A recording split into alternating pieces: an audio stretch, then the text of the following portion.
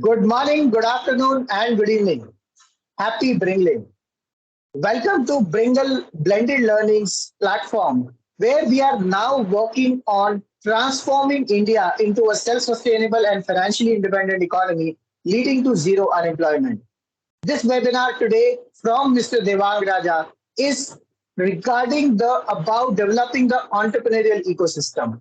We are focusing on bringing excellence in three E's: education, employment, and entrepreneurship. And today we are going to focus on the third E, which is entrepreneurship, which is the primary factor that each youth and children of our country has to develop their entrepreneurial mindset. But for the startups and entrepreneurs who are already working into the ecosystem to generate more jobs for our country, to eventually support us for our mission zero unemployment, how can they raise more funds so that they can develop their sustainable and profitable businesses out there? And how it would be possible for us to take it forward. My name is Anshav Jain. I'm founder and managing director of Bringle UK and India. And I'm really, really glad to bring Oriental University also as a partner into this series of webinars. And we would be starting working to work on various aspects of enhancing employability index and developing entrepreneurial mindset among all the students of the Oriental University. So I would like to thank, first of all, Shilpi and the entire management committee of the Oriental University, and then take it forward from there. So with this, I would like to invite Devang Raja to talk about himself and little bit about Venture Wolf, what they are working upon. Before I would request Shilpi to talk about more on the Oriental University. Thank you, Devang Raja. Would love to know more about yourself. Sure. Thanks, Anshav. Anshav, do you want Shilpi to talk about a little bit about the organization first, so that when we start the conversation, then we can take it forward without anybody popping in. Sounds good. Yeah. Sounds good. Sounds good. So, Shilpi ji, if you could just talk about the engagement, what we're starting up with Bringle and Oriental University, how the university is committed towards developing the entrepreneurial mindset among the students. Uh, Thank you so much, Anshu, for. I hope I'm audible. Am I audible? You are. Oh, thank you. Thank you so much, Anshu, for giving our university this wonderful webinar. And I am so very thankful to Mr. Devang Raja also, who is here and who can, devote his wonderful time and can give a lot of knowledge to our students.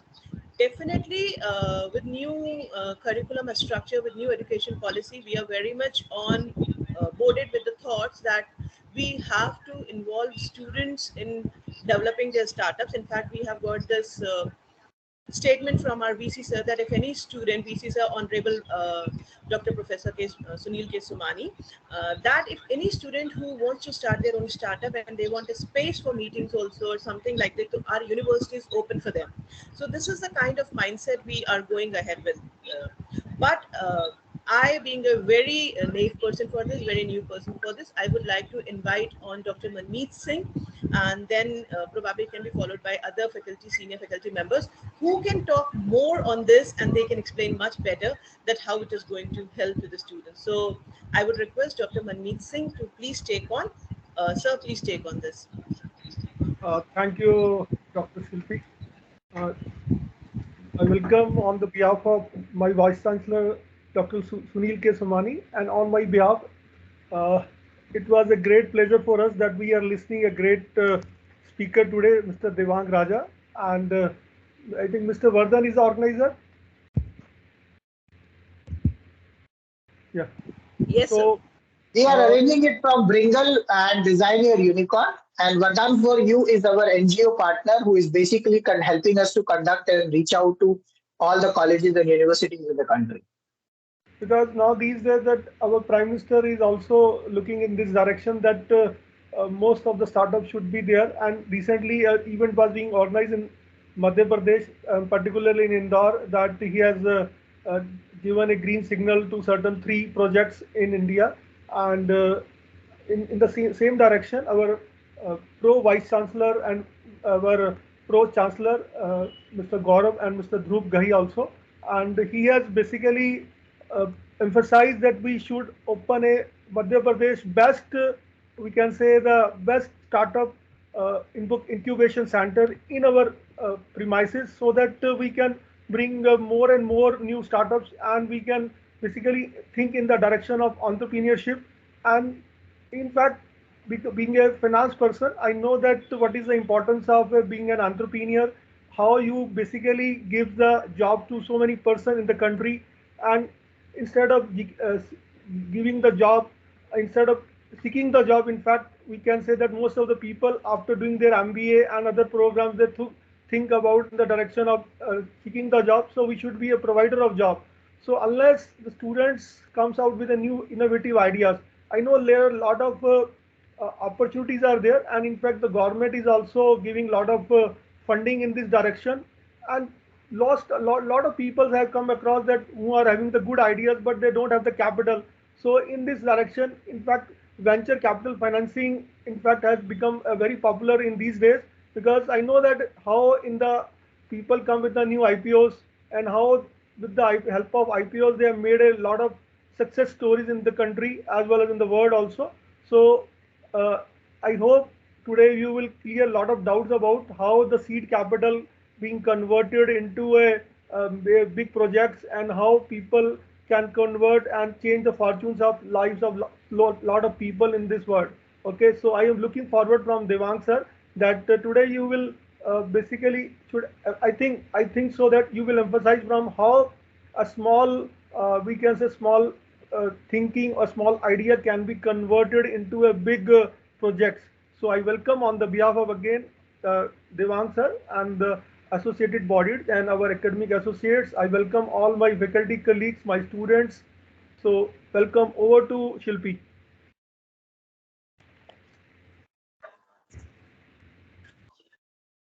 Thank you so much, Dr. Manmeet Singh.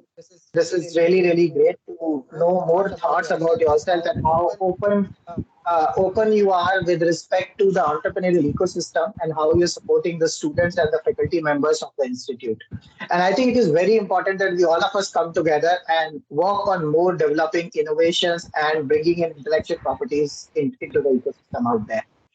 So with this, Shilpi, do you want somebody else to talk about a few words of that? Otherwise, we'll start the session.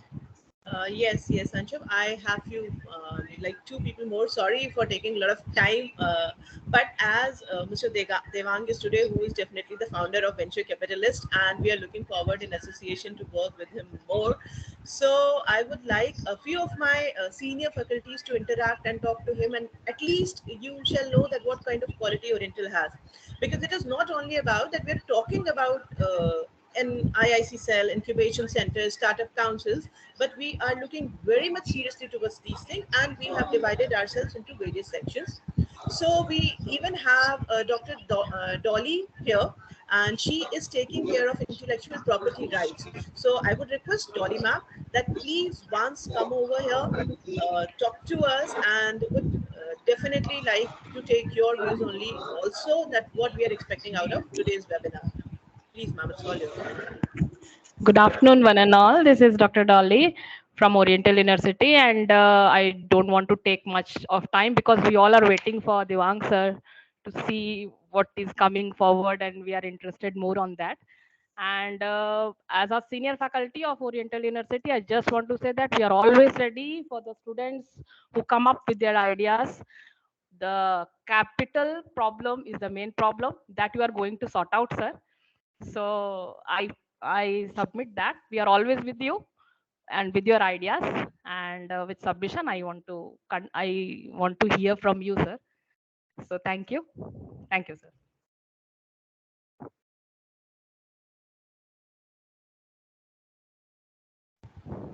Thank you so much, Dolly ma'am. Thank you so much. And I think Dr. Supriya, you can now come over, and after this, let's start with the session. You can thank Dr. Devang Raja sir here, and then we can start the session. So, Devang Raja sir, first of all, I would like to say thank you very much, sir, for associating.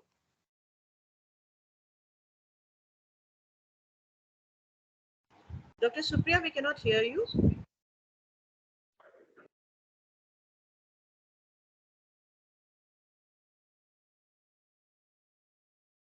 Okay. So Looks like there is some internet issues out there at our end. So let me just first of all thank Devang Raja out here, who is founder of Venture Wolf, which is a company which is supporting startups in fundraising and other valuation support. Uh, and of course, more he will talk about that. Apart from that, I would like to thank Oriental University in participating into this and bringing their students and faculties for this wonderful webinar by Devang Raja about future of startup valuations and fundraising. Third, I would like to thank Design Your Unicorn entire team who has been putting around and working with various entrepreneurs, more than 5,000 entrepreneurs they've worked and help them to become investable, sustainable, and profitable. And to our Vardhan for You team, who has been our CSR partner and supported us to work towards this mission zero unemployment, to create and run these webinars the free of cost to all the universities and the college partners out there. So thank you so much for all of you. And before I would not want to take too much of time, and I would like to invite Devang Raja here and talk about himself and about Venture Wolf, why he has started Venture Wolf, what about his journey, a little bit about himself, and on about the webinar today. Thank you so much, Devang. Brilliant, great. Thank you. Thanks, Ansha, first of all, for giving me this fantastic opportunity to interact with the audience, right? Secondly, thank you, Shilpi Madam, Dr. Dishang, Dr. Dolly, Dr. Supriya, Manmeet Singh sir, for putting this all together and helping students learn out of such an event, right? It's only universities and organizations like yours that will help build entrepreneurship in our country, right? And I really look forward working closely with you, trying to understand how we can work together and develop entrepreneurship in our country together, right? Talking about myself, before I tell you guys a little bit about Venture Wolf, let me quickly tell you a little bit about myself first, right? So I've done my MBA from Wellinkers, post which I've done my CFP and FA from CI London. I worked with companies like Capita, Willis, Prudential UK for around about 12, 13 odd years, and then finally started my own company, Venture Wolf, which is an investment banking firm in around 2015, 16 kind of a thing, right? So it's been round about more than a little over 5 years now with Venture Wolf. So what do we do at Venture Wolf? We work with more than 3,000 investors across the globe. Our investors could be HNI, private investors, family offices, VC firms, international funds, impact funds as well, right? Our investors could be based out of India or outside of India, right? Could be based out of US, Middle East, Singapore, Israel, UK, Europe, Japan. While our investors could be sector specific, we guys are sector agnostic. Our ticket size starts anywhere from INR 1 CR onwards. We've got the ability to pull in multiple investors to close a larger round if required, right? And that's what we do in a nutshell.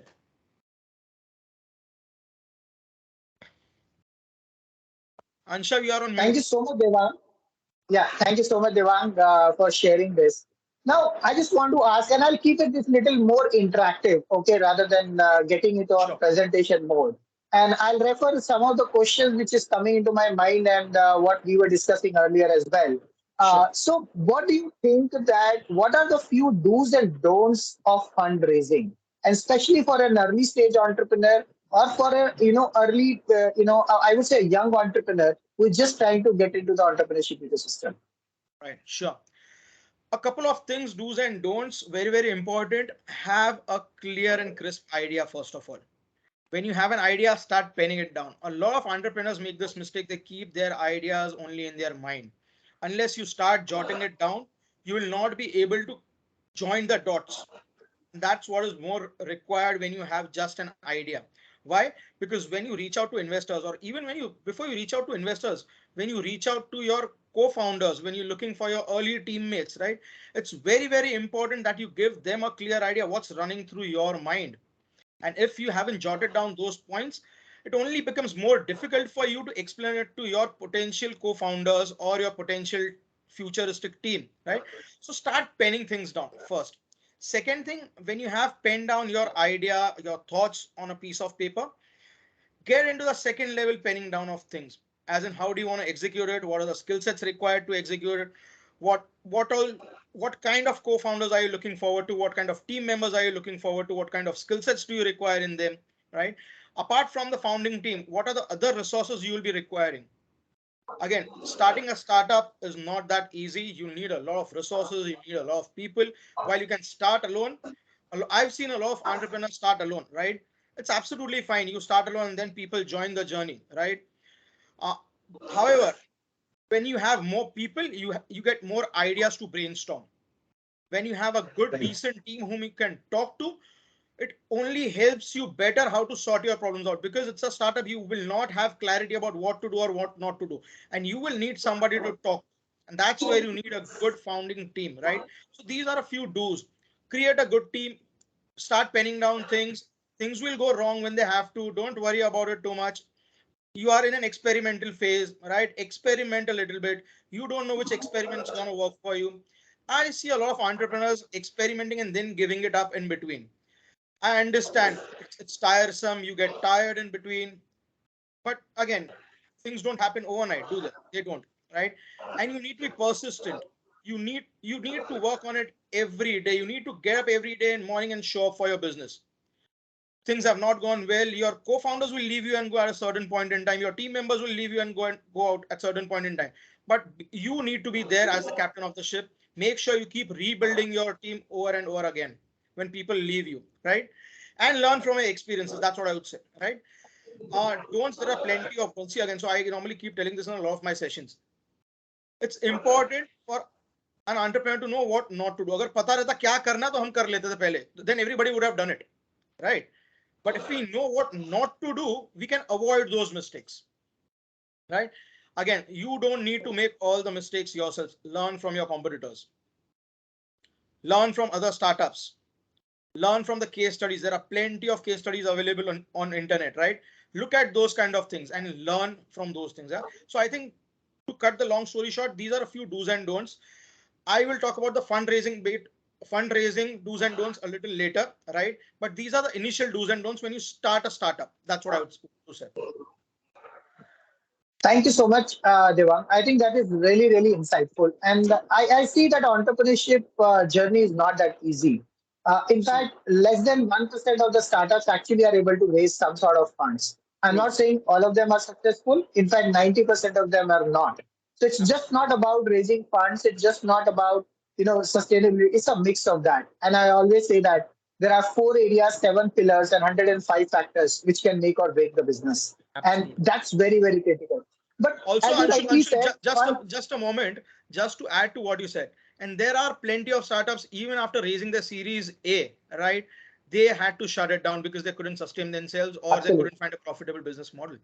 Yeah. absolutely. I think the point what I wanted to bring out here is that startups should not just look at raising money, because raising money is a parallel process just to ensure that the business continues in the times. And in fact, there is a very very good statement in the loan or financial fraternity that you raise funds when you actually don't need it. True. Because if you're raising funds when you need it desperately, you probably won't get it. And that is why it is very, very important that you focus your major energies towards building the business rather than just raising funds. Yes, funds are required, but there can be several ways onto that. But because this is about startup valuations and fundraising, and I'm bringing up that concept of valuations out here as well, because your valuations will not increase unless you have a sustainable business, unless you have a good business model which is acceptable by the customer. So, with respect to valuation, I think I was going through some of your posts recently, and I saw that you put up a very, very, I would say, a different kind of a post. Saying that in the next 24 to 36 months, and if this statement is especially after India got 95% growth in just last 1 year with respect to startup ecosystem, which is the highest across the globe. You said that valuations for the next 24 to 36 months, or the people who are going to raise money, are going to be those entrepreneurs who are going to be very considerable with their valuations, and there will be very limited deals. So what do you mean exactly by that, and why did you kind of post and that thought onto that? Because frankly, that was the reason I reached out to you and then said, Devang, let's talk about it more and take this message Sure. to many entrepreneurs. Absolutely, Anshav. And I'm really glad you picked that point up because there was a reason why I mentioned that in the post. So let me tell you what was the thought process that was going through my mind. So as you said, raise money when you don't need it, right? Because when you need it desperately, then investors will try to dictate terms on the valuation, and then you'll have to compromise on the valuation as well, right?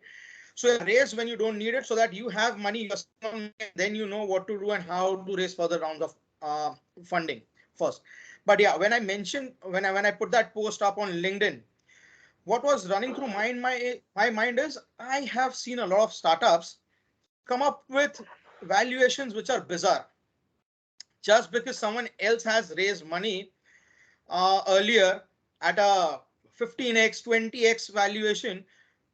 An early stage startup thinks they can also get those kind of valuations, and that's where I said let me put it up on LinkedIn so that if I can educate at least a few people, it will be nice on my side, right? Again, so India has seen an upside in terms of the funding, fundraising, the valuations, all those things. However, the situation is going to change in future. Let's get this very clear Yeah, for all the startups. So in case if the startups are thinking all the way fundraising has happened in last 2 3 4 years, right, it's going to continue. I don't see that kind of thing happening. Having said that, I'm not saying that funding will not happen or the amount of money that will come into the system is going to reduce. No, absolutely not. There's plenty of money. There are plenty of investors. There are plenty of private equity players, plenty of international funds, domestic funds waiting to put money in good projects, right? However, they will now look at a lot of other things as compared to what they were looking at in a startup earlier, right?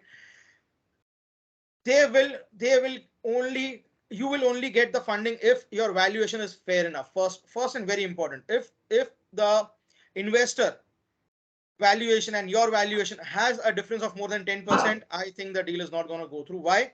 Because the number of startups are increasing. There's plenty of money, but having said that, the investors have become very cautious. They've burned a lot of money in market recently, and now they have only got very sharp and shrewd now. They understand where to invest, how to invest. Do they see a profitable model at some point in time? What are the exit points? So whenever I talk to an investor, the first thing that they say is, Devang, I do not see an exit out of this. Or probably the exit in this kind of a startup is going to be too difficult. This segment is too competitive, right? These are the kind of declines that I'm getting. Whereas investors will not tell entrepreneurs or the startups all these things directly, right? They would politely decline it or tell them that, yeah, we'll get back to you 6 months or 8 months, or come back to us after you've reached so and so targets or levels, right? But we guys know what they want exactly. Why? Because we keep talking to investors day in day out, and that's where Anshav had mentioned it on that post. So if that helps you understand why and what I did there. so absolutely, that gives me some clarity on that. But that gives me another question. Mhm. How does a startup really evaluate themselves? And I see some of the pitches going on at Shark Tank India and even Horses Stable. And I'm really surprised to see that there are many startups who are having really good businesses and probably making good money also. But they're willing to sell off their companies at such a small valuations, which actually does not even make sense. While on the other hand, there are many startups who have been able to raise funds even at a pre-seed or a pre-revenue stage at that, maybe 30 million, 40 million, $50 million valuations. So how does that work in that scenario? Absolutely. So Anshav, there is no rational or science behind the valuation at this point in time. Let's be very honest. Okay. As an investor, Okay. what I feel, as an entrepreneur, as a startup, what those guys feel, if we can come to a midpoint somewhere, if we can agree to a valuation, the deal happens. It's as simple as that in today's ecosystem, right? Having said that, there are a few parameters that normally investors look at, right? So if it's an early stage startup, there are various valuation methodologies. Probably we are still not adopting a lot of them, but there are methodologies like your scoreboard method, your multiplier methods, and all those kind of things, which an early stage startup can adopt if they want to look at the valuation, right? Having said that, most of the investors don't do that at this point in time. What they normally do is they give you the money and then say, this is a valuation. We think it's a fair valuation. Do you agree? Yes, no, and then the deal closes off, right? Having said that, once you are in the revenue mode, the most commonly used valuation method is a DCF model, right? Your discounted cash flow method. where you looking at the current revenue, then you decide the futuristic numbers, and then based on that you decide the valuation of a company, and that's how the valuations of the future rounds also happen. To answer your question, startups have raised huge amounts at huge valuations, even at an idea stage. Yes. Why? Because these are probably the entrepreneurs who've already done it earlier. The investors bet on them more than the idea or anything else, right? So if you have already done it for the investor earlier, the investor will trust you and give you that money. However, there are entrepreneurs who want to sell their businesses off at a very small amount, right? Probably they are frustrated, fed up, they do not have the right resources, or probably they think they'll not be able to make it big, and that's where they are looking for an exit. And this is gonna be a win for either of the parties. Koi jeetega, koi harega, right? So if you sell it off too quickly, if you sell it off thinking I don't want to do my business, somebody else will make it big. And if you try to pull your valuation saying I want to raise money only at this valuation, the investors will walk off. So you need to know a perfect balance, kitne pe kitna milega, that kind of a thing. Okay, got it. So, Devang, before we go forward, can you please switch on your camera again? I don't know if it is my problem or something else, but I'm not able to see your video.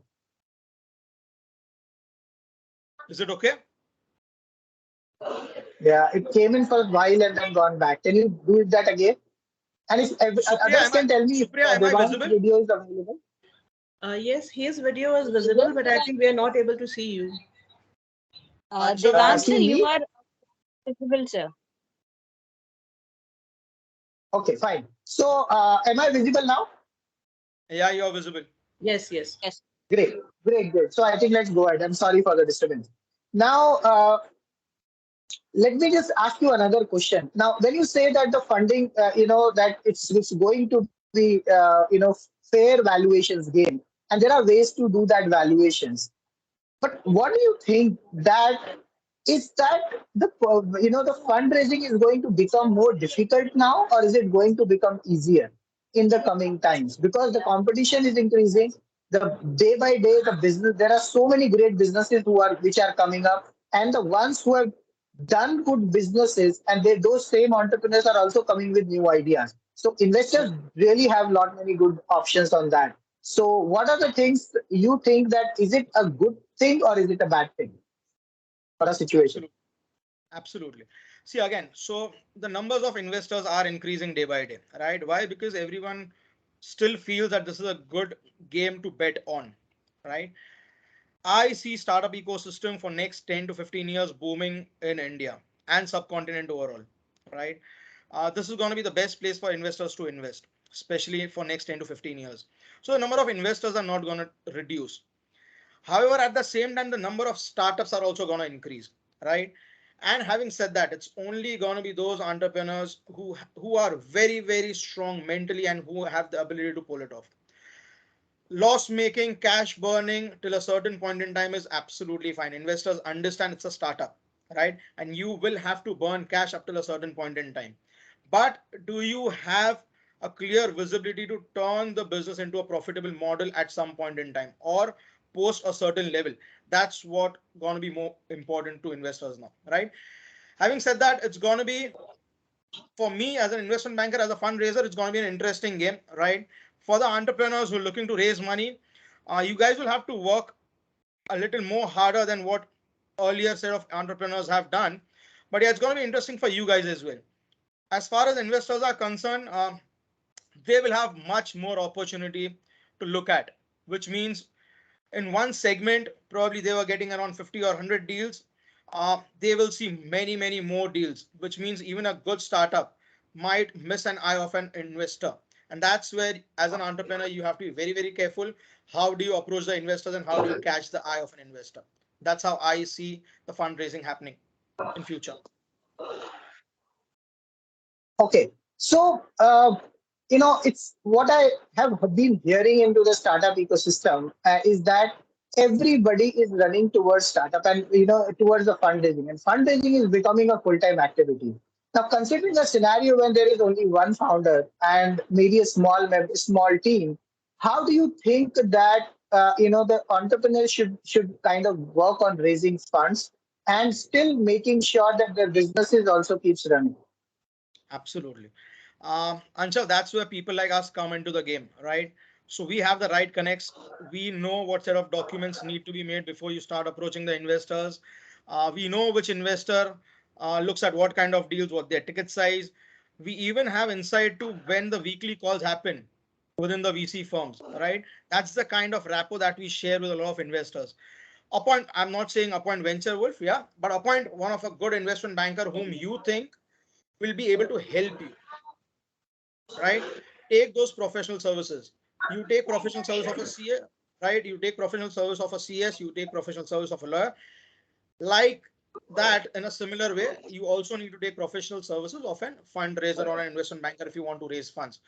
And as you said, Anshav, this is a full-time activity. So if you think you'll be able to pull it off yourself, a little difficult. I'm not saying not possible, but difficult if you have to take care of a lot of things.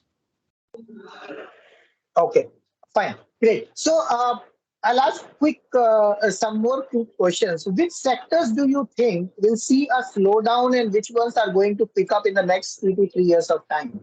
Is there any specific industry which is going to be really booming, or are some of the industries be lagging behind now? Right, right. Good question, Anshav. So talking about the industries that might see a little bit slowdown, I think healthcare, a lot of investors are oversubscribed or over invested at this point in time. Healthcare, unless it's a very, very wow kind of a business concept, might see a little bit of slowdown. Edu tech in between had seen a lot of investments. Why? Because due to lockdown, people were home and they wanted their children or themselves to learn things over internet. However, as markets are now opening up, the offline world is now opening up. EduTech, only pure play online models will not see that much of funding. That's what I feel. Hybrid models are the best. I think these two, three sectors, any sector basically where there were huge investments happening during COVID, right? Where it was all direct to home kind of a thing. People now like to go out post COVID where markets are opening. Having said that, the COVID has not gone yet, right? So don't take me wrong anywhere. But yeah, the concepts where direct to home kind of a thing or those kind of businesses will slowly see a slow paced investment. That's what I feel. Having said that, the kind of sectors that will see a boost, people would love to travel once COVID is gone or probably once the restrictions are off. So travel and tourism, your people like to go out and dine, eat food, enjoy with your friends, family, your QSRs, your food chains. These kind of things will be more investable. That's what I feel in future, at least for next 6 to 12 months. Okay. And we've seen a lot of investors investing in fintech and they're talking about fintech profitably growing in the next Sorry, 5 to Anshav, I'm 10 not able to years. hear you. Am I audible now? Yeah, Anshav. Okay. So what I'm saying is that there are a lot of businesses, investors been investing in fintech and they've been talking about fintech. But I don't see that much of a focus area only on fintech now, which is also a good news. But are we saying that fintech probably will take a little backseat, or there are other opportunities which are coming up also more opportunistic, and that is why investors are investing in that? All right. So if you ask me, I'm a finance guy throughout my life, right? Fintech is always dear to me. Why? The reason being, fintech is one segment where you make money in the money industry, right? If you have a fantastic concept, the number of investors looking to invest in fintech are there in market.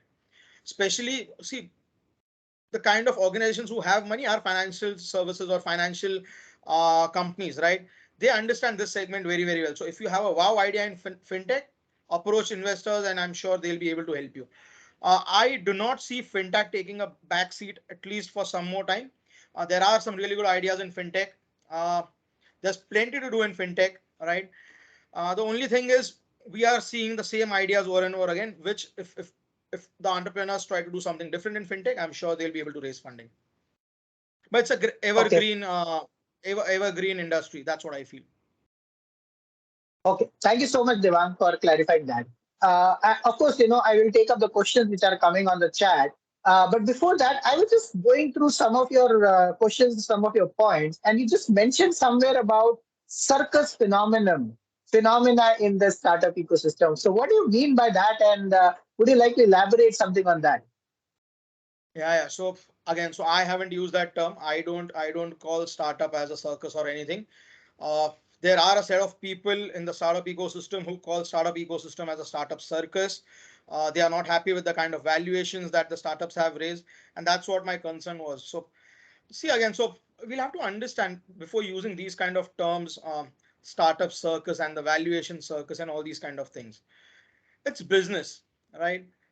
Somewhere an entrepreneur has taken that pain to start a business, to do something out of the way, create a business, grow it, raise a valuation of that, and the investors are happy to invest with that kind of valuation.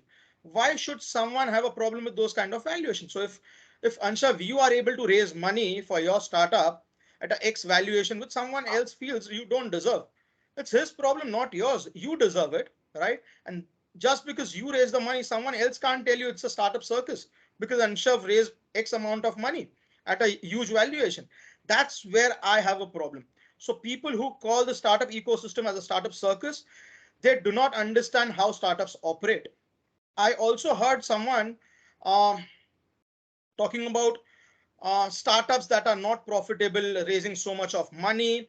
How are investors investing so much of money in loss making startups? Guys, I fail to understand whether these guys even know how startups operate. It's a startup, which means it's a new business someone has started. It will take money. बच्चा जब छोटा होता है, उसको पढ़ाने का, खिलाने का, पिलाने का खर्चा पेरेंट्स को उठाना पड़ता है, right? Parents Right. have to take care of a small child. That's what you do when the business is small. You have to invest money. You have to put in money. You have to put in money for your employee salary, your marketing, your training cost, and a lot of other things. And again, so as you grow, this expenses will only increase. A startup is not a jhola chhap business or a local business, right? Which will only stick to that corner of the street or that station or a city. It's a global phenomenon that a startup or an entrepreneur wants to create, and that this will eat up a lot of money, right?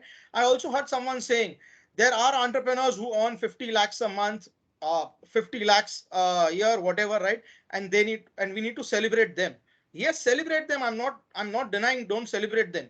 But at the same time, do not demean the entrepreneurs who have a global vision, who have a much larger vision than earning 50 lakhs a month or 50 lakhs a year. Because the startups that have grown from zero to this level, they have a completely different vision.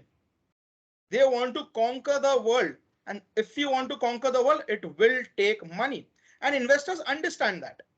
Investors understand. So I'm just giving you a very simple example, Anshav. So I start my startup in Mumbai, right? Now I want to expand all across Maharashtra, right? So I go to Pune, I go to Nashik, I go to Nagpur, I go to Kolhapur. Now all these different cities will also take up more money. Now, Mumbai, even if I turn it profitable, I can't invest in all these cities from the profits that I make out of Mumbai. So what do? I then go and raise money. How do I raise money? From the investors at a higher valuation. Why? Because I don't want to grow one city at a time. I want to grow across one state at a time. And that's how it works. So if people feel this is circus, I'm sorry, but this is how startups need to be. And it's a proper business. It's a startup ecosystem, and let's respect that. Let's not term anything like a startup circus or a startup joker. Absolutely not. Let's respect entrepreneurs and the startup ecosystem. That's what I feel, Anshav. Fabulous, fabulous message, Devang, and I'm really glad that you mentioned that point. And because I've been hearing this such disheartening views from people and seeing their messages that we don't understand how these people are making money. They're just fooling around the investors and things like that. I mean, I really don't understand people who have built multi-billion-dollar businesses. How can they be called as they're fooling customers? They've not done any fraud. They've not done anything wrong out there. They're building up the businesses. They're convincing. They have the convincing power to convince the investors to get that money. And it's not just about small amount of some hundreds of dollars. It's about multi-billion or multi-million dollar businesses which they have built in. It's not easy. It's not going to be just like a cakewalk on that. So something they would have done it just because they could not understand how they have done it. They're trying to kind of demean them and thinking that what Absolutely. they have done is just pulling some investors around.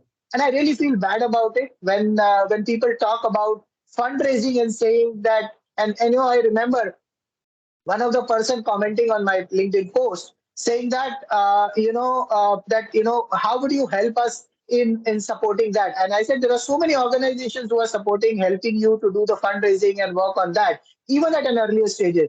And the person immediately replied, "Oh, so you will tell us in that workshop how to make fool, the investors a fool out of it." I said that's where the problem is. And I think that's where the mindset issue is. As long as you will think it as making fundraising as making fool to the investors, you will never make money. You will never be able to build Absolutely. businesses. Absolutely. Ansha, one more thing just to add to it. Never take investors for granted. They are not fools. They have created their own businesses. They Absolutely. know how businesses are ran and run. Okay.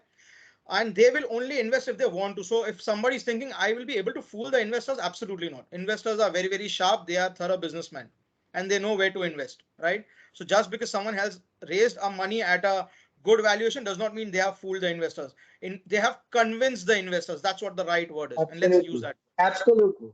Absolutely right. Thank you so much. And I think, Devang, before I move to another question, just want to talk about few things here. Okay. Sure. Lot of things are coming up with respect to new opportunities like NFTs, blockchain, metaverse, cryptocurrencies. Now there is a lot of confusion going around there that whether this will survive or it will not survive. There are people like there are organizations like Metaverse or Facebook, like Meta, is investing billions of dollars. So they are going to invest $280 billion in the next 10 years. And then Microsoft is investing, then your Nvidia is investing, and many other organizations. So what do you have to say about that? Because people and even investors are little skeptical about that even now. True. Absolutely. So a good question, Anshav. See again, so this is going to be a game of chance, right? If you have some spare money, put it there, forget it for some time. If you make it, you'll make it big, or else if you lose it, you're going to lose it all, right? It's as simple as that. Uh, Profit is reward of risk bearing. We all had learned this in our school and colleges.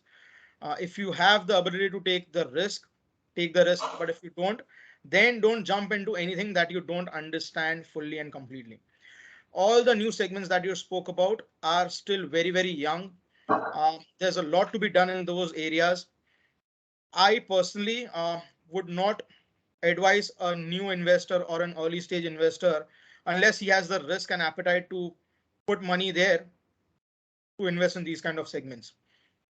However, if you want to make it big, put a small amount there, go back to sleep. But if you lose that money, you shouldn't come back crying. Simple as that.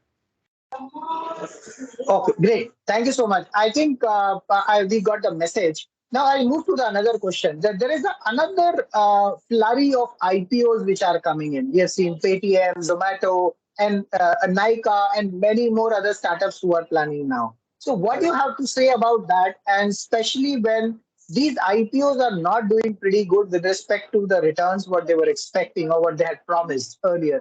And I would say lot many places, a lot of external or I would say non-Indian investors have actually made money out of that scenario.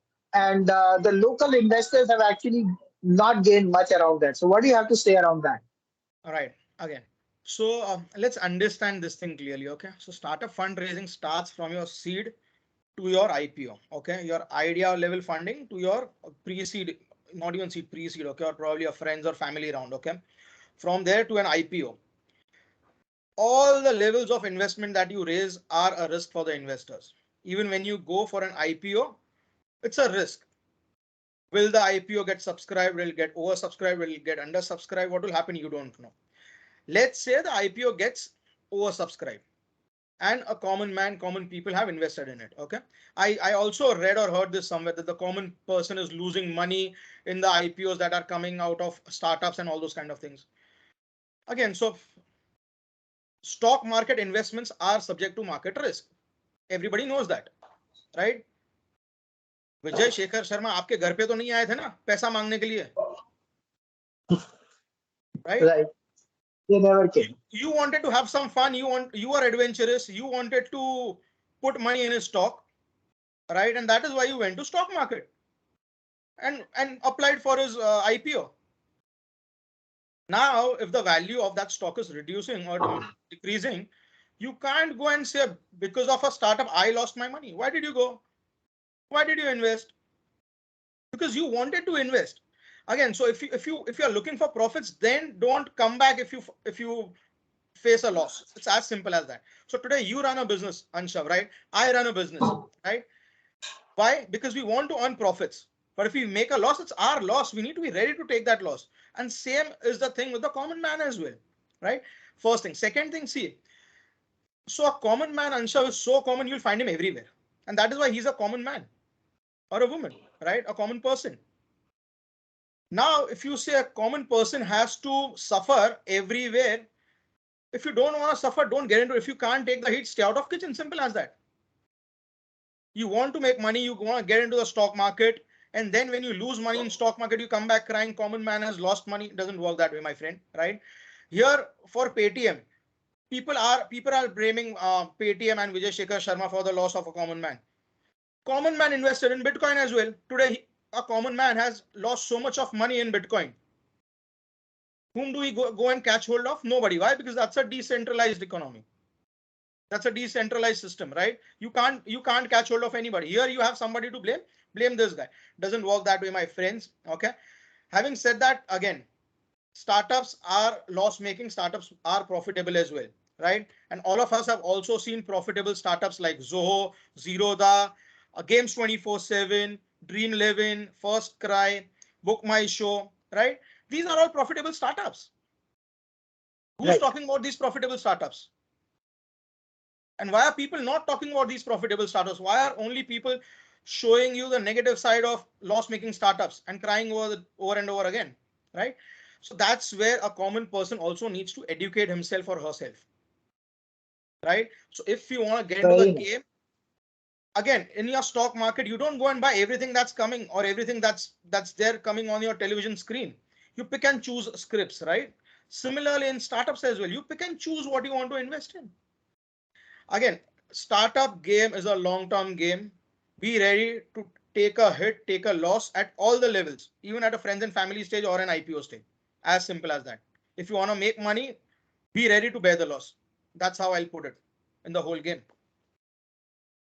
Lovely. I think, Devang, this is such a wonderful session because you've not given a message just to the entrepreneurs, but you've given a message to a lot of investors as well. And it is very, very important that we both our sides understand each other very well. It's a mutually beneficial relationship. Startups cannot survive without investors, and investors can't make money without startups. So we should respect each other. We should respect that nobody is genuinely trying to make fool of somebody out here. They're trying to do businesses and they're trying to grow. They're trying to make profits. They're trying to give you returns out there. There could be one or two cases where people have done fraud, but that cannot be considered as the case study for every entrepreneur into the ecosystem. There are so many good and great entrepreneurs who are available. Why should not they look at that and work towards that? So thank you so much. I would not take too much of your time, and because there is lot many questions are pouring in. So what I'll do is I'll pick up one question.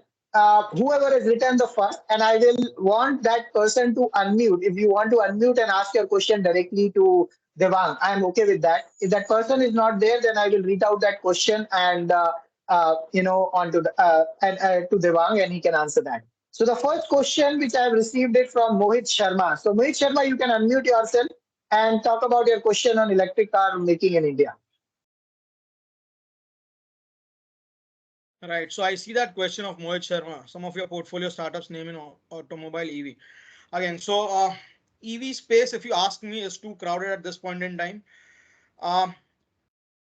Any session or even the pitch decks, let's say around monthly, I would normally be seeing around 5 to 10 pitch decks specifically in EV segment. It's an upcoming segment. I'm not denying that. Having said that, it's too crowded. Everybody wants to come up with their own vehicle or an ecosystem or a battery swapping machine or those kind of things. Uh, there are investors in market, but you need to find the right set of investors. Uh, Early stage EV game is out for me at this point in time. However, if you have grown to a certain extent in EV or sold a few EVs or set up your own charging stations or swapping stations, The POC is already done. If you need growth funding, more than happy to help you in your fundraising. Okay. So there is a question: how to get best startup on small investment? That's asked by Roshan. All right. So it looks like Roshan wants to invest in startup. That's Plenty of startups around. Keep your eyes and ears open, Roshan. Small investment. I don't understand what is a small investment. 5 lakh, 50 lakh, 5 crore for you. So it all depends on what your ticket size is. There are plenty. If your ticket size is smaller than 10 lakhs, there are plenty of angel groups who will be able to help you. If your ticket size is anywhere above 50 lakh, companies like us will be able to help you because we take a minimum of 50 lakh from any investor. We don't do anything less than that. So approach the right set of investment bankers, fundraisers. If you yourself know an entrepreneur who's trying to do something, I think support those people first, because then you fall into the friends and family round. You get a better valuation at that point in time, right? Also, it only helps build more confidence in the ecosystem when people like you give or invest money to friends and family, right? So that when they go to the first set of investors after that, they can say, yeah, probably Roshan has invested in my startup. Why don't you invest as well? great, great. And there's a question of from Sunil Singh. I mean, it seems to be a very basic question, but I think it's important. What is the role of pitch deck in getting investments? Very important role, Sunil. Your pitch deck is the first impression to the investors, right? Investors look at your email, your concept note, the body of the email, and then decide whether they want to open the pitch deck or not. If your concept note, body of the email is not attractive or doesn't interest the investors, they will not even bother to go and open the pitch deck. However, let's say you've created a good impression with your concept note or the body of the email, and then when an investor opens the pitch deck needs to give them the basic information what they are looking forward, right? As in what's the current traction, what your future plans are, what your business model is, what the competitor analysis, if you've done any, what's your target market, yeah, addressable market, all those kind of things. Yeah, so your pitch deck is the first impression to the investors. Very, very important document. Great. And the next question is from Radhe Mohan Mishra. Can we get funding at the idea phase? Radhimohan Mishra, you have investors at all stages. The only thing is you need to find the right set of investors. Okay. So Shishir says, do we have any platform where we can attract investors beyond LinkedIn? You need to be a part of the events that keep happening. Be a part of this. You are a part of this event as well, right? I'm sure. Talk to more people. They'll be able to help you. Networking helps basically. Network.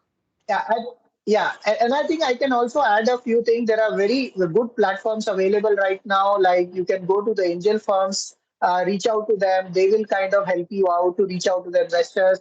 There are platforms like Angel List, there are platform like Crowdcube where you can actually go and upload your pitch deck. There is a platform like F6S. There are plenty of platforms, at least online platforms at this point in time, where you could reach out to the investor, which are very, very fundraising focused platforms out there. So I think LinkedIn is just a way to give you the visibility, but there are many other structured platforms which are working. And I think Devang Raja is also running a platform, Venture Bull, where he supports startups to raise funds, depending on the interest which his set of investors are looking at it. So there are various options right now available. Okay, so Balaji says, I'm having a breakthrough approach ideas in edu skill and research sector and looking for investment. So I think what he wants to say is that what should he do about it? How should he raise funds? Uh, Balaji, first get a POC done. If you need money to do your POC, invest your own money. If you say you don't have your own money, you need to at least get confidence from your friends and family so that they invest some money in you, right? And then get in touch with an incubator probably who will help you validate your idea, and then probably go for the fundraise later. That's how you build your idea. Great. So Shishir is asking, as you mentioned, healthcare, Medicare, medical, these are evergreen sectors. But what about AI and other things and bringing it into AI, maybe ML, that? Web 3.0, all these are futuristic things. They will all, for right now, they are investable areas, investable sectors. AI, ML, Okay. Web 3.0, IoT, deep tech. Okay. Okay, so Mohit says what to write a title for the first email. I think he wants to write an email, first email to investors. So what should be the title? Keep it simple: investment opportunity in XYZ sector and your startup name. That's the subject line. And then you have a body of the email. Perfect. Uh, okay, so Radhe Mohan has another question. Does investors see age or experience as a criteria? Yes, they do. They do. A lot of times, investor might see what are your prior experiences. If you have a successful startup or a failed startup behind you, that only gives investors more confidence whether they should or should not invest in you. Having said that, this is not the only criteria. So I've seen people without experience also raising funds. Great. So I think I'm done with the questions which are there in the chat window.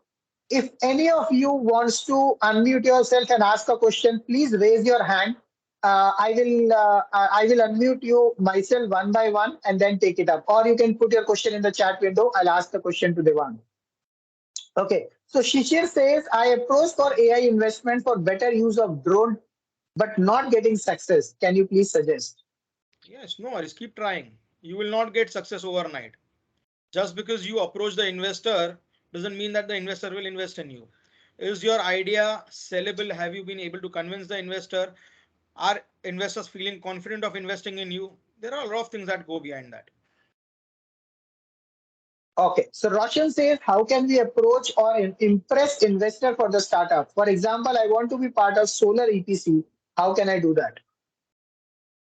See, again, so LinkedIn is one of the platform where you can connect with the investors, but if you don't know, approach people like us who will be able to connect you to the right set of investors. Once you get connected to the investors, then it's completely up to you how you talk to the investors, how you convince them.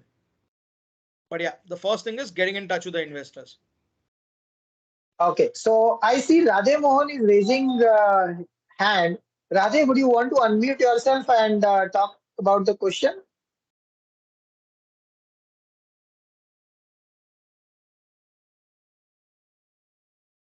Radhe, I've unmuted yours. You can unmute yourself. Uh, Hello Devang, Raja. I'm Radha Mishra, currently 12 year old, and I'm asking that how can we collaborate with brand? Like we are a edtech startup. Like our focus is to change the education system. We are giving the experience to children. Like if they are learning coding, they can get a experience in Microsoft or Google rather than a course. Like we want to give a experience in edutech. So, Radhe Mohan, you said your age is 12 years. Yeah. First of all, congratulations, Radhe Mohan. I think you deserve a big round of applause. Okay. We've got such a young entrepreneur with us today. And I am feeling so proud of you, Radhe Mohan, that we have got entrepreneurs like you in our country. Right. And that's where the Vision 2030, Anshav, that you spoke about, right? Zero unemployment. Right. It's only people like him that will make it a success. Absolutely, absolutely, Devang. And I think I'm also really happy and glad to see Radhe coming in here. Radhe, I would like you to connect with me offline, and I would want to see what help we can provide it to you. I have a community where I even have I've seen an 8-year-old entrepreneur, Devang, just for your information. And I am so happy and glad to see young entrepreneurs coming up as early as 8 years, 9 years, 12 years now. And it's brilliant. It's brilliant, Radhe. Great, keep it up. Ashnav, like we are Fantastic. working on education, like we are like providing skills like coding, we are providing entrepreneurship and soft skills. like हमारा जो education system है वो बहुत सारी skills नहीं सिखाता, like communication skills, how to write a good content, finance के बारे में बच्चों को नॉलेज नहीं होती है। लाइक वहाँ पे रोट लर्निंग होती है। मतलब सबको पता है इंडियन एजुकेशन सिस्टम में क्या प्रॉब्लम है। नई इंडियन एजुकेशन Right. पॉलिसी है बट वो उस लेवल से भी इम्प्लीमेंट नहीं हो पाई। करंटली हम 8 लोगों की टीम है, we are entrepreneurs. like currently we are in idea phase, we are looking for funds like Radhe, we will talk about that offline. Reach out to me on LinkedIn if you are there on LinkedIn. I think we will yeah, I have have to seen discuss it out because there are many times when you don't actually need funds, especially in yeah, sections, segments like EdTech and all that, because you may start immediately making some money and then slowly we can pay. So we'll help you out on that. Do reach out to me. I would definitely want to work with you on that. Uh, okay, Thank you. so Yashraf, thank you so much, Radhe. Yashraf says, how can we do valuations of startup at a pre-revenue stage? Has anybody asked for the valuation right now? Has anybody asked for a documented valuation, Yashraj? I don't think so. Have you even done the POC? So that's what the question is.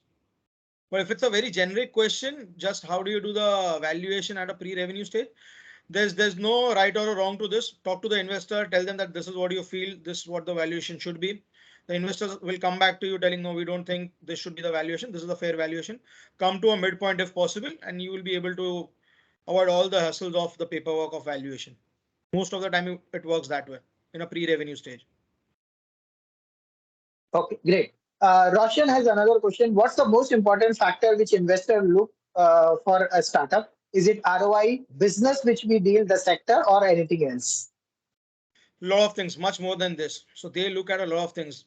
The entrepreneur himself, the founder, the co-founders, the team, how scalable the idea is. If he invests, will he get the ROI? Will he get the exit? And much more than this, right? So there's no one single point that the investor will look at. Investor before investing will look at a complete 360-degree holistic view, holistic picture, and only then invest in a business. Okay, thank you so much, Devang. I see Shilpi also raising her hand for a question. Shilpi, would you want to unmute yourself and ask that question directly, please? Yes, absolutely. Thank you so much, Anshav. So, for now, to start asking this question, first I would like to mention that Oriental University and Bringle are the part of Zero Unemployment uh, mission, and we have an MOU signed up with Bringle Academy where we are focusing on zero unemployment. And this activity is the part of that MOU which have been signed up with Bringle Academy. So thank you so much for supporting us. And today you have patiently answered the question of many of our students, and we really appreciate it. Now, because I am assuming that anybody who is over here is a person who is very new to, investment, startups, and would like to have a lot of questions. So I have two to three questions. First question is that this is a myth probably that any idea which is out of the world can only get good investment. One thing. Now, second question is ki what kind of ideas are more easily sellable? This is the second question, because people, when they frame their ideas, they close their mind and then they start thinking ki yaar, agar this will be my idea, then only my idea will be sellable. So what happens is, especially young generation, they stop thinking on new ideas. That is the problem which I have found out. So they close their mindset. So they think what kind of ideas can be more sellable. Then yes, what kind of ideas are, if my idea is very good or not.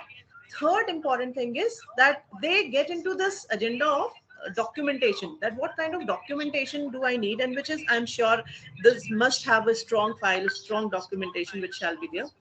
And fourth is, they waste a lot of time on making their presentations very, very good. They start thinking that what all effects and sound and media I can put into my presentation, which makes it impressive. In spite of putting their future plans or investment tables or return on investment, they come up with this thing. So I think these four questions are the very basic questions, but very important questions to be addressed. So I would definitely like to hear this from you. Thank Sure. you. So Shilpi, what we'll do is I'll club question 1 and 2 together, and then we'll take up question 3 and 4. Okay, probably you'll have to repeat your question 3 and 4 for me again. Okay. Sure. Answer your question number 1 and 2. Let me give you an example what happened with me sometime earlier. Okay. So one of the guy, he sent me a pitch deck. I said not interested. Second time he sends me another pitch deck, a different one, saying now I've changed my plan. I don't want to do the first startup. I want to do the next startup now. Okay. So this is my pitch deck for a new startup. I said again, I'll give it a pass. Third time he sends me some another startup. I again said this is a pass. So this guy now finally gets fed up from me and says, Devang, where will you invest? You tell me, I will make a pitch deck accordingly and start the business. Right? That's funny. That's a very funny story, Devang. So, so Ansha, I saw you smiling as well while we were listening to the question, right? And I'm sure similar kind of thing ran through your mind as well, So, right? But so this is a Shilpi, very important thing which I think I would want to even tell entrepreneurs. See, Don't try to impress investors just to get money. And that is where we entrepreneurs sometimes bring bad names to the startup ecosystem. Because that is where people will say that you're trying to do fraud or something like that. It is not see, investor is not looking at only one aspect, as Devang rightly said. They're looking at multiple aspects. You might say, and it keeps changing. It definitely keeps changing. What they're interested in is not about your idea. What they want to see is the execution of that idea. How how strongly you believe in that idea and how greatly you are able to execute that and convert that into a business model and eventually a profits. Now you may make 10,000 rupees a month as a revenue right now, but at least you're making some revenues. And then if you have more money, you can probably make it to 1 lakh or 20, 10 lakhs or maybe more. And that the commitment is what something entrepreneur is looking at. You can't just look at this scenario on that. I call this as pocket money approach. And I just want to, Devang, share this story with everybody because all students are here. And I support a lot of college incubators. Like we are starting up with Oriental University as well as an official tie-up on that with their innovation cell. But this is more of a story where I've been running as a mentor in some of the forums of various incubators. So one of this young chap called me up. He was 17 years old. And he called me up and said, Anshav, I have a brilliant idea like Flipkart. Can I get $100,000? Sorry, he started with $500,000. I said, what will you do with that $500,000? What is the business model all about? He said, it's a brilliant model on AI. Can I get $250,000? I said, I understand that you need money, but what is the idea? Tell me something about the idea. He said, sir, it is something that which Flipkart is not doing. We are going to use AI in a different manner. Can I get $100,000? And I said, you, why are you talking about again and again about the money? Tell me about the idea more. Sir, I will tell you about the idea. It's going to be give you the 100x returns in just next 1 year time. You please give me the money. Can you give me $50,000? And just think about it. He's actually calling me for mentoring. He started asking directly the money. And then I asked a question to him. I said, tell me, dear, what is your father doing? And how old, what are you do? Have you checked that with him? He said, my father is in a banking industry at a senior position. I said, why don't you ask money from him? Because those are the first people who will trust your idea when it is it does not exist. He said, sir, I don't want to ask from him because he will ask me, he will think that I'm asking for a pocket money. Can I get $25,000 now? So the point is, it's called pocket money syndrome. It is basically because the youth or the students or sometimes even adults feel that they're not able to earn money. They probably don't have jobs. So they think that startup funding can be an easy bet to take care of their expenses. And that pocket, they're not looking for business, developing or setting up a business. They're actually looking to take care of their own personal expenses. And that's what I call it as pocket money approach. So when somebody looks at as an investor as a pocket money approach, these problems or these kind of questions comes in. So I thought I'll just share that funny story which has happened with me. And that's what reminded me when this question, you started talking about that. Shilpi, what was your third and fourth question? Do you want to just repeat it for the benefit of all? Yes, absolutely. So my third question was what kind of documentation we need that is there because when students are preparing pitch, as we can see, many young students are over here and they're talking about the ideas. So what kind of documentation can be there which can create their strong pitch? And secondly, when they're making their presentations, what are the important things to be considered? Because they are more focusing on effects, audio, or all these things. But what are the exactly those 2-3 slides that convince an investor? So, and also when we talk about, writing the mail body, when we teach key, when you are preparing your covering letter, you shall write your skill set, which is relatable with the job. So I'm sure when we are talking about this startup, then we need to write those catchy lines, which is more relatable to the investor. So what can be that? So that I want to understand. Absolutely. So a few important documents that are required for fundraise. Initial two documents, pitch deck and financial forecast. Okay. uh, get these two documents ready. Apart from that, there are other documents as well, which will come into play as and when you keep talking to investors and when they ask for more documents, including your information memorandum, your company valuation if they want to make it, and all your due diligence checklists and all those kind of things. Okay. How do you pitch to the investors? So the students focus more on your audios and your visuals and those kind of things and not on the content. I think the reason behind this is because our schools and colleges focus so much on the presentation that they have to make in schools and colleges that they feel it's a similar kind of presentation that they have to make to the investors. It's not too different, but yes, I agree with you. You need to focus more on the content rather than the audios and the visuals. Investors not interested in your musics and your graphics and your following words from the PPTs and all those kind of things, right? Which look fancy in your college PPTs, but your content is very, very important. So if you are at an idea stage or an early stage, make sure you have at least mentioned those points that will sell across to the investors and investors understand what you're trying to do from the presentation. One very important mistake startups do is while they are in early revenue, they shy away from mentioning their current traction. Don't shy away. Investors understand you are early stage startups, right? Mention your current traction. People don't do that. Even if you have limited amount of income, mention that. At least that shows that you have done some kind of a POC. People are paying for your services, right? You have at least sold something to the customer. Customers are willing to pay, right? Those kind of things. Mention your matrix. While you do that, also remember to know your matrix at the back of your mind. Why? Because when you talk to an investor, I've seen a lot of entrepreneurs not remembering their numbers. Again, as if you ask me, even if I don't remember my numbers often, I can put it up on my screen and then read it out while talking to the investor. Investor is not going to say you don't remember it, but at least have that handy. These are a few common mistakes entrepreneurs make, right? Keep all these things handy. Only these things will help you pitch better to the investors. Shilpi, have I answered your question? Anything that I've forgotten or left out on? No, absolutely. Thank you so much. But I would request if you can write those two documents' name in the chat window so that everybody can be clear with that. That It's would be like really. financial forecast. I'll do that. Thank you. Thank you so much. And Anshav, I think we have more people's hand raised. Dr. Supriya Pathak, I could see, and there were many more people. So we can call one.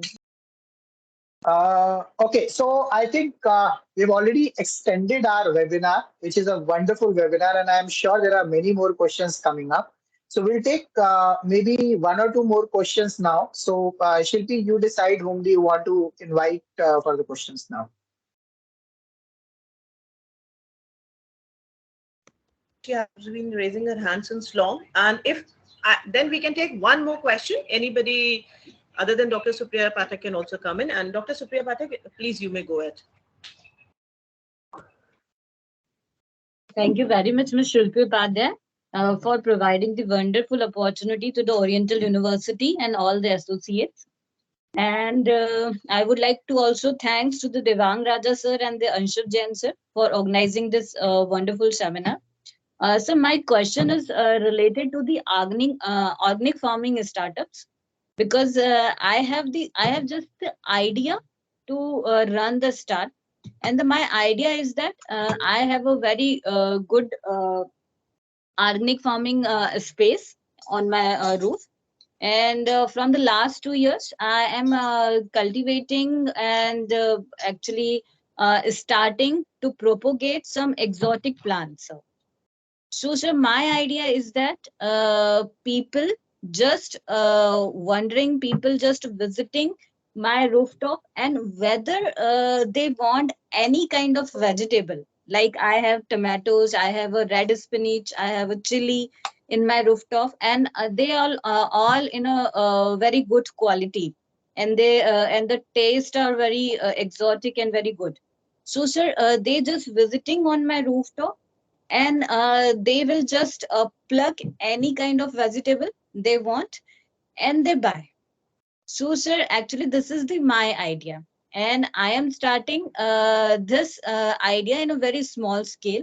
And what should I do to implement this idea on a very large scale, sir? So is your business currently ongoing? Have you already started this? Are people visiting your terrace currently? Yes, sir. Actually, sir, all my colony members, even I am also associated with the gardening team of my colony, sir. And I am the vice president of the gardening team, because we have many gardens in my colony, and they all gardens are associated with the smart city indoors. So, sir, yes. So, sir, people actually just wondered that in this small place, how these kind of exotic plants are growing, and what efforts I put to grow these exotic plants, sir. So many of the people visited my garden, sir. Got it. Got it. So, see, again, I see this as a very specific question. Interesting one. What we can do is we can take this up in a one-to-one conversation, because if we have a generic question, I think that will be of better help to a larger set of audience. Ansha. Uh, So, do you Right. want me to take this up, or I'm happy to take this up, or take up a generic So question, whatever suits you. So, Devang, I think let's do it this way. And I think I would want to give this message to all the participants out here. Uh, Bringle Academy and Oriental University has signed up a official MOU. So we'll be supporting and working with all the students and faculties. In fact, we have submitted a detailed plan on how we will be supporting each of the ideas from the students and the faculties out there in your campus or on that. So we'll be arranging a very few personal round of discussions or sessions, and we'll be filtering those ideas and taking them to the next level. Not only that, we'll be taking your ideas to the venture capitalists or angel firms. We are also running two syndicate funds at this point in time. So we'll be taking all of your ideas, the filtered ideas, to the next level. And the ones who are looking to, fine tune their ideas or convert their ideas into a more investable business model, we will be helping you out on that as well. So I think Shilpi, who is the right person to talk about that, and we can take those specific cases on that model. That would be much better, because that would be a more structured approach, which we can take it up over a period of time. We can bring in experts like Devang and many other investors or angel firms or with VC partners to come and talk about these opportunities for the university students and faculties. So I would suggest that these specific things, we will coordinate that with you, Devang, on that. Shilpi and I will coordinate, work out, and we'll see what can be done. Not just at a one level of it, and but how it can be taken up to the next level. So I would suggest, if you want to just give a kind of a little generic idea on this, that if somebody has done some kind of a POC like this, how they can create a pitch deck or a business model and how they can approach to the investor. Maybe that would Sure. be a better option for everybody, each of us Sure. to Sure. learn. So rather than telling them how to create a pitch deck and a financial forecast, I think the question was more about how can she scale up the business. Okay. Pitch deck and financial forecast, anybody can make it for you. So let me answer the difficult one. How can you scale this up? Obviously, you Sure. have done the POC. I'm sure you're making some initial revenues as well, right? Now, what you need to do is to grow faster. You need to adopt a strategy. You need to create a proper business model. um, how do you want to expand? Do you want to expand by the way of franchising, where someone already has a land or the property? You give them the proprietary concepts of how do you do the farming, what do you do exactly at your place. You give it to them, they do it for you. Or you want to do it like a company owned, company operated kind of a model, where you then go and pick up land on rent, or probably pick it up on a sharing basis, or something on those lines, right? How do you want to do that? So you'll have to come up with a proper business model. Once you come up with a business model, then you'll have to look at the cost and the revenue that you'll be able to generate within that. When will you reach a break-even point once you start operating on a new facility? At what level you want to expand the current facility, so that the losses that you're making in the expansion mode, you can set it off from the already existing unit, right? And a lot of other things. So it's a holistic approach you will also have to take. Shouldn't happen that while you want to expand to new properties or new farms, your initial farm needs to only grow leaps and bounds from here on, right? So you need to take care of a lot of these kind of things. So sit with your team, come up with a proper business model, revenue model, a structure, how you want to expand, brainstorm, and I'm sure you'll be able to come up with a lot of business models about how you can expand in this. In case if you need personalized conversation, more than happy to help you, right? You can coordinate with Ansha and he'll be able to connect you to me. Right. Sure, sir. Thank you very much, sir, for solving my queries. Thank you very much, sir. And Supriya ji, you have a wonderful work which you are doing. I think I'll connect you to a few more people around the same aspect who are working on this. There would be a good opportunity to collaborate and work together. Okay, thank you, sir. Great. Is there any other question we have with us right now?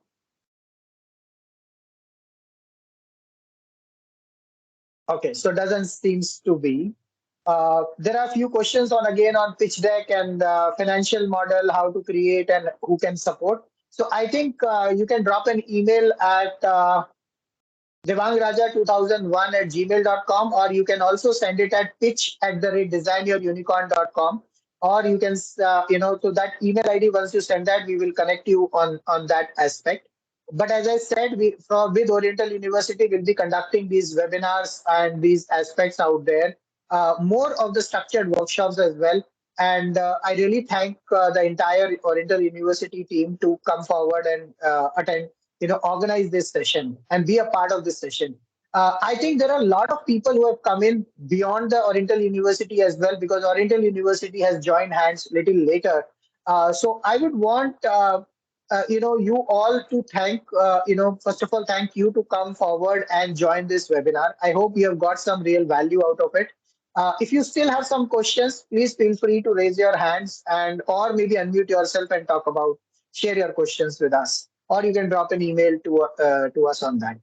With this, I would just want to kind of request Devang to kind of give us the final uh, words before he leaves for the session. Thank you. Thanks, Anshav. Thank you. Thanks, everybody who's made this possible. Thank you, Oriental University, for having me over. Thank you, all the students, all the guests. It was lovely interacting with all of you. And finally, one thing from my side, go out there. It's a huge world. It's a great opportunity for all the startups and entrepreneurs. Uh, just conquer the world. The world is there.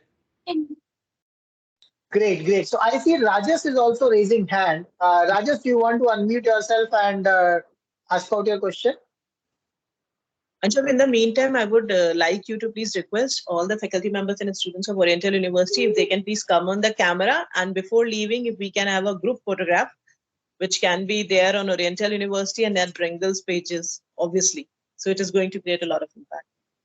So That would yes, be I would lovely. request if you can do that announcement, that will be really great. So each of you, could you please switch on your cameras? Anybody, any of you, and we'll just take a quick. We'll say cheers at the right time. Let me check if I have given the options to everybody to. Okay, so I have allowed everybody to unmute their mics, cameras, whatever. And I see Sharmila also joining in from Srinagar. So, Sharmila, I think this webinar cannot be completed unless you speak a little about it. So, Sharmila is the co-founder and COO of Bringle. She's also a managing director of Vardhan for You, who is also the partner organization with this. Also, she is running another health management ecosystem startup called AbleCard.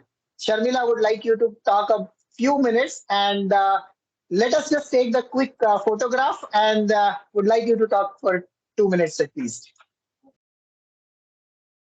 So I'm going to click the photograph, and so 1, 2, 3, cheers.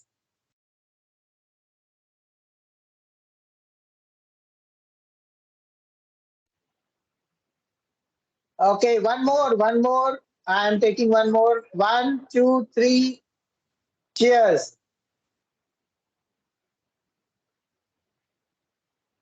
Great. Thank you so much for to each of you to being part of this. And Sharmila would love to know something more about you and your experience with Devang Raja today.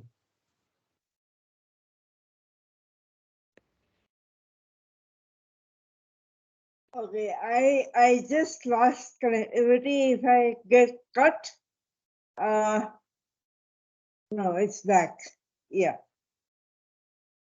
So I am in Srinagar, and I'm lucky to have electricity and a generator and the hotel, and hopefully 24/7 connectivity. If I step out, I am lost. So, uh, entrepreneurship, 5 years in the game, and still learning. And I'll continue to learn. I guess Anshav is a good uh, teacher, mentor, and a very good backbone for my efforts. So thank you, Anshav.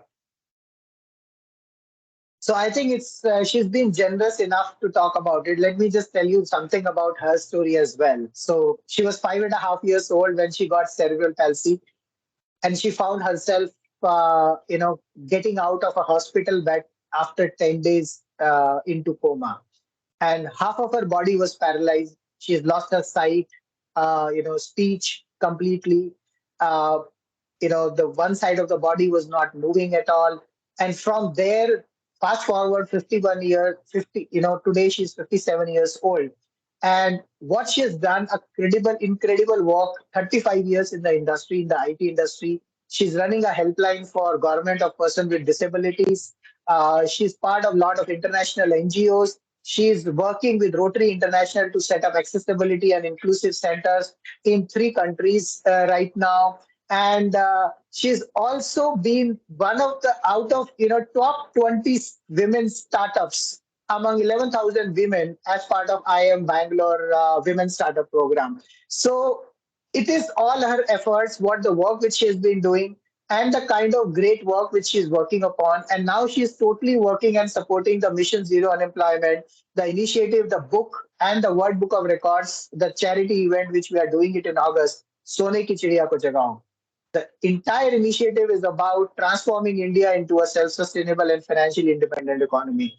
I don't think it would have been possible without Sharmila's support and the work which she has been doing behind the scenes, connecting with large organizations like IIM Bangalore and Rotary International and many other organizations.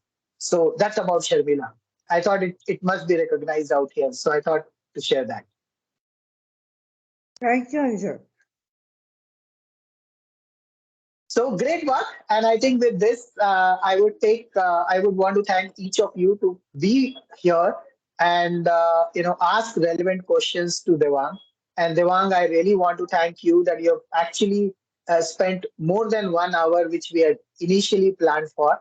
It really means a lot, and you answered each and every question very, very patiently and very honestly. I would say that. So this is very difficult for many of the speakers or for the leaders to talk about, especially in a forum like this. But I think you've been able to manage it pretty well. Thank you so much for being there. I'll Thank connect with you offline Sure. to see how we could further support the universities and other Sure. partners around that. We Sure. are also starting up a children entrepreneurship segment where we are going to schools and starting from age group 7 years onwards, how we could bring more children entrepreneurs as well. So we have one person already there today who is 12 years old, but we want more and more children to come forward on this side. Thanks, Anshav. Thanks for giving me this opportunity to interact with all of you. Thank you very much. Thank you so much. And once again, thank you, Shilpi. Thank you, the entire Oriental University team, for being part of this. Thank you for organizing this webinar. Okay, keep bringing, keep growing.